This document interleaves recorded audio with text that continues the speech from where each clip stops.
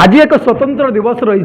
सारा राज्य रे समस्त हॉस्पिटल रे जो वरिष्ठ नागरिक मानक पई स्वतंत्र एक चिकित्सा शिविर आयोजन करा जायछि जे वरिष्ठ नागरिक माने किभली भाव से माने सुविधा सुजोग रे किभली भाव रे सेवा पाई परिबे ता पई व्यवस्था करा जायछि। ए दृष्टिकोण गंजाम जिलार मुख्यालय छत्रपुर उपखंड चिकित्सालय मध्ये व्यवस्था करा जायछि। देखंतु मोर दृश्य मोर सहयोगी को कहबा पई चाहिबी स्वतंत्र भाव रे ओजन करा जाए एवं हाइट मध्ये मापा जाए उच्चता एवं ओजन एवं देखंतु ए दृश्य देखंतु डॉक्टर माने किभली भाव रे वरिष्ठ नागरिक मानकर परीक्षा निरीक्षा करुचंती एवं किभली भाव रे आयोजन हेछि सुपरिटेंडेंट मध्ये उपस्थित अछंती। आम आलोचना करिबा सर कोन कहबे छत्रपुर उपखंड चिकित्सालय को प्रकार व्यवस्था करा जाय। वर्तमान आमर जो गोटे सप्ताह आम सीनियर सिटीजन मानक मैंने देचु से आज जो आम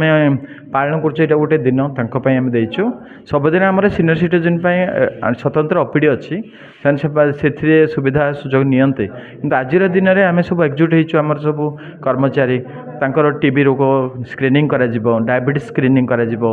आउ ब्लड प्रेशर स्क्रीनिंग करा जिवो एठी रोग निदान करी एठी संगे संगे औषध दिया जिवो तांक पई पीवा पानी बंदोबस्त करा जायछि सब प्रकार सुविधा करा जायछि केमते बसिबे ठीक रे आसीबे देखिबे एवं आमर एरो सुविधा जो दउछु सीनियर सिटीजन मानको सो सम्माने तांको आमे सब सेवा जगै दउछु। ए सेवा आमर सब बेले चालुछि। आज गोटे स्वतंत्र दिवस पालन करी तांको आमे जणै दउछु आमे तांको पई अछु तांकर सब रोगर निराकरण पई मध्ये आमर डिपार्टमेंट सजग होई रही अछि। जदि स्वतंत्रता रही सर कौन चिकित्सा आज करा जाउछि एठी आमे जो माने आसुछन वयस्क लोक तांकर कैटराक्ट आखि रोग दांत रोग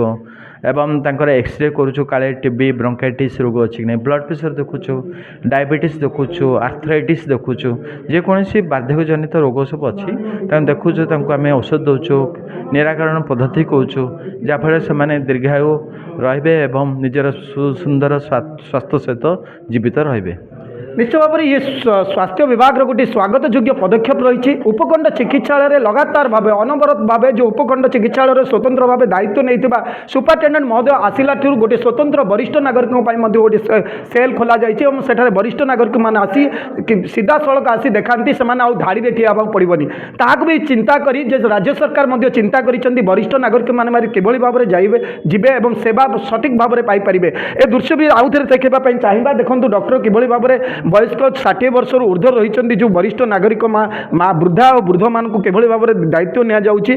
सेमाने केबे एका भाविबेनी तांको सांगरे स्वास्थ्य विभाग रही एवं ता सहित सेमानकर समस्त परीक्षा एठारे करा जाउछि एवं गोटे जगार आखि कथा कहतु किंबा डायबिटीज कथा कहतु समस्त रोग परीक्षण करा जाउछि एवं सेमानकु निजर गोटे फील करबा को दिया जाउनी बा अनुभव करबा पई दिया जाउनी जे सेमाने एका रहिचंती सेमानकर आउ धाड़ी रे ठिया होबाको पड़िबो हमकु आउरी कष्ट हबो ताहाको मध्ये सरकार अनुभव करिसंती। निश्चित भाव में यह पदक्षेप स्वागत योग्य रही आगामी दिन में छत्रपुर यहाँ दिन तमाम खोली 24 घंटिया खोली कारण सीनियर सिटीजन भाई मानक किभली भाव में सुविधा सुजोग रे उपखंड चिकित्सालय जो भरोसा रही किभली भाव में से स्वास्थ्य सेवा जोगाई दिज्व यह भी पदक्षेप आगुरी नि राज्य सरकार ये भी गोटे स्वतंत्र पदक्षेप रही। तो आम भी आशा करवा छत्रपुर जो गुड़िक पदवी खाली रही डॉक्टर कथा कहतु नर्स कथा कहतु समस्त विभाग जो रही डाक्टर अभाव रही यथाशीघ्र सरकार पूरण करी उपखंड चिकित्सालय जो गारिमा रही लोक मैंने जो आशा करुँच उपखंड चिकित्सालय रहिबे एवं स्वास्थ्य सेवा सठिक भाव में पाइपर ताहा आम आशा करवा ओडिशा सरकार केते शीघ्र यह नजर पकाइबे एवं यार पूरण कलापर स्वास्थ्य सेवा निश्चित भाव में उपखंड चिकित्सालय पाइपर यह भी आम आशा व्यक्त करवा। Chhatrapur Sudhir Kumar report MBC TV।